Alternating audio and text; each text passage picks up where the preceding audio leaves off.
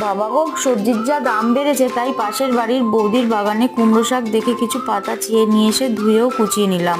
আপনার পাশেও যদি থাকে যান না, কটা পাতা নিয়ে আসুন। এবার রসুন ছাড়িয়ে একটা পেঁয়াজ কুচিয়ে নিন। অন্যদিকে কড়া চাপিয়ে সর্ষের তেল গরম করতে দিয়ে কাঁচা লঙ্কা ও শুকনো লঙ্কা, অবশ্যই আপনার পরের দিনের ভাতকর্মে যেন কষ্ট বা জ্বালা না হয় তাই আন্দাজটা আপনার হিসাবে দিন। এবার সামান্য কালো জিরে ওর ভেতর দিয়ে নাড়াচাড়া করে রসুন ও পেঁয়াজ কুচি দিয়ে নাড়িয়ে কুচনো শাকগুলো দিয়ে দিন। সামান্য নাড়িয়ে আন্দাজ মতো নুন ও হলুদ দিয়ে একসাথে সব নাড়াচাড়া করে নিন। সম্পর্কের মতো সবজিতেও ব্যালেন্স রাখতে হবে, তাই সামান্য চিনি দিয়ে ভালো করে সব কিছু মিশিয়ে আমাদের জীবনের মতো ভাজা ভাজা করে ঠান্ডা করে মিক্সি বা শিলে বেটে দুথালা ভাত নিয়ে বসে পড়ুন।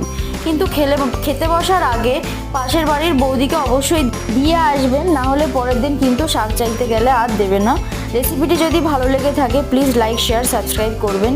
চলুন আজকে তাহলে আসছি, টাটা, আবার দেখা হবে।